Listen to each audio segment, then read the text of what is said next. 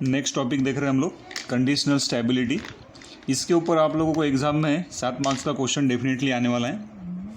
अब conditional stability मतलब क्या, सबसे पहले वो देख लेते हैं कि कोई भी सिस्टम जो रहेगा आप लोगों का, उसका स्टेबिलिटी किसी कंडीशंस के ऊपर डिपेंड रहेगा। That's why it is called as your conditional stability. अगर वो कंडीशन सिस्टम फॉलो करता है या सेटिस्फाई करता है तो देन आपका सिस्टम स्टेबल सिस्टम कहलाएगा। अगर वो जो कंडीशन रहेगी वो वायलेट अगर आप लोगों के सिस्टम ने किया तो then your system will be called as your unstable system. अब ये कंडीशन मतलब क्या, अगर मैं बी स्पेसिफिक बात करूँ तो आपके सिस्टम जो रहेगा वो के वैल्यू के ऊपर डिपेंड रहेगा। वेयर के इज़ नथिंग बट योर, हम लोगों ने अब के का बहुत बार यूज़ किया है। के is nothing but your DC gain, जिसको आप लोग बोलते हो। तो कुछ वैल्यूज़ के लिए या रेंज ऑफ के के लिए आपका सिस्टम क्या रहेगा, स्टेबिलिटी प्रोवाइड करेगा। अगर वो के का रेंज के बाहर वैल्यू है के का, तो आपका सिस्टम क्या कहलाएगा, अनस्टेबल सिस्टम कहलाएगा। तो कंडीशनल स्टेबिलिटी अगर आप लोगों को चेक करनी है तो then we are having a 2 approach या 2 मेथड हम लोगों के पास में। तो सबसे पहला हम लोगों के पास में RH क्राइटेरिया, जिसको आप लोग बोलोगे राउथ हर्विट्ज़ क्राइटेरिया भी बोलते हैं हम लोग। आप लोगों ने सुना भी होगा, इसके ऊपर एग्जाम में क्वेश्चंस भी बहुत आता है, 100% क्वेश्चन आएगा। और दूसरा है हम लोगों के पास में root locus diagram. So how the stability of your system is depends on the value of K that we have to determine, and to determine that conditional stability we are having a 2 approaches. So first is nothing but your RH criteria से हम लोग stability check कर सकते हैं कोई भी system का। और दूसरा है हम लोगों के पास में रूट लोकस मेथड। तो रूट लोकस के ऑलरेडी मैंने बहुत सारे वीडियो लेक्चर्स आप लोगों को प्रोवाइड किए, शायद आप लोगों ने वो देखे भी होंगे, है ना। यहाँ तक मैंने प्रोवाइड नहीं किया था RH क्राइटेरिया, उसमें नहीं कवर किया था। RH क्राइटेरिया के भी कंडीशनल स्टेबिलिटी के कुछ न्यूमेरिकल्स, के का रेंज उसमें फाइंड आउट किया है, वो 5-6 न्यूमेरिकल शायद मैंने आप लोगों को प्रोवाइड किए। तो अभी हम लोग RH क्राइटेरिया के बारे में पढ़ने वाले। बड़ा ही इंटरेस्टिंग टॉपिक है और बड़ा ही मज़ेदार है। तो ये वाला वीडियो मैं आप लोगों को थोड़ा थ्योरी बैकग्राउंड देना चाहता हूँ, क्योंकि थ्योरी भी हमारे लिए उतना ही इम्पोर्टेंट है। तो देन क्या कहा हम लोगों ने, कंडीशनल स्टेबिलिटी मतलब के वैल्यू के ऊपर आपका सिस्टम का स्टेबिलिटी क्या रहेगा, डिपेंड रहेगा। तो देन राउथ हर्विट्ज़ क्राइटेरिया हम लोग देखने वाले हैं। सबसे पहले रूट लोकस ऑलरेडी मैंने वीडियो लेक्चर्स आप लोगों को दिए। तो RH क्राइटेरिया का क्या पर्पज़ हम लोगों का है, तो सबसे पहला पर्पज़ हम लोगों का ये है कि क्लोज लूप सिस्टम की स्टेबिलिटी हम लोगों को चेक करना है। ओपन लूप सिस्टम में मुझे कोई इंटरेस्ट नहीं है, हमेशा हम लोग क्लोज लूप सिस्टम की स्टेबिलिटी के बारे में ही बात करते हैं। तो क्लोज लूप सिस्टम जो रहेगा उसका स्टेबिलिटी हम लोगों को चेक करना है, तो हम लोग RH क्राइटेरिया उसको लगा सकते हैं। दूसरा, to find the number of close loop poles in RHS, LHS और इमेजिनरी एक्सिस। मतलब जो क्लोज लूप सिस्टम रहेगा आप लोगों का, अगर ये एस प्लेन है आप लोगों के पास में, ये इमेजिनरी एक्सिस है हम लोगों के पास में, और ये रियल एक्सिस है, तो जो क्लोज लूप सिस्टम रहेगा उसके पोल्स कितने आप लोगों के राइट हैंड साइड में रहेंगे, कितने पोल्स आप लोगों के लेफ्ट हैंड साइड में प्रेजेंट रहेंगे, और कितने पोल्स आप लोगों के इमेजिनरी एक्सिस के ऊपर प्रेजेंट रहेंगे। अगर ये फाइंड आउट करना है तो then again we are going to use RH criteria. क्या है सेकंड वाला पर्पज़, कितने pole right hand side of S plane में प्रेजेंट है, कितने pole left hand side of S plane में प्रेजेंट है, और कितने पोल्स आपके इमेजिनरी एक्सिस के ऊपर प्रेजेंट है। ये अगर फाइंड आउट करना है तो देन आप लोग क्या यूज़ कर सकते हैं, RH क्राइटेरिया यूज़ कर सकते हैं। थर्ड वाला क्या है, the main purpose of RH criteria is to find the number of poles in right hand side of S plane.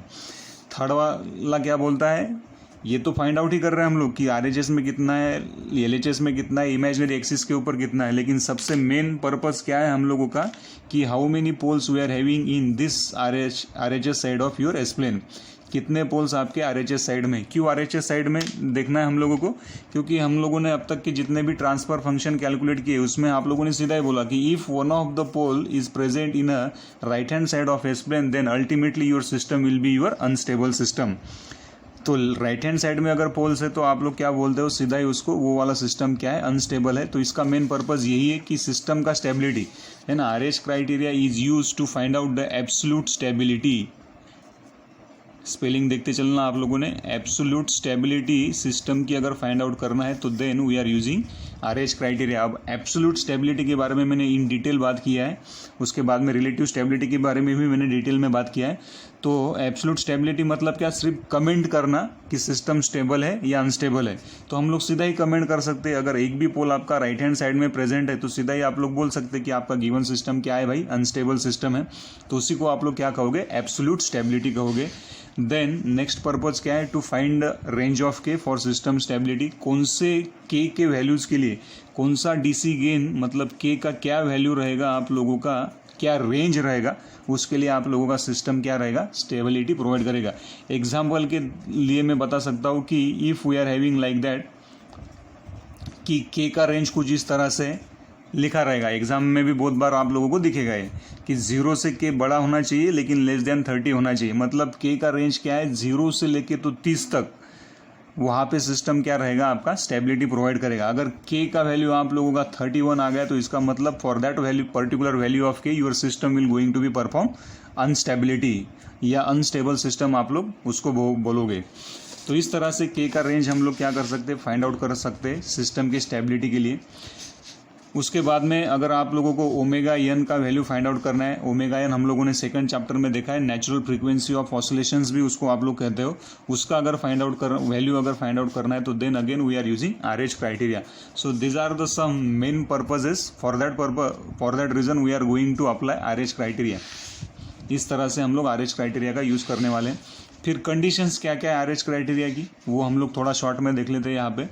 Conditions for the system stability using RH criteria, ये ध्यान से देखो अभी मैं क्या बात कर रहा हूँ। All the coefficients in the first column should have same sign and no coefficient should be 0 in a first column.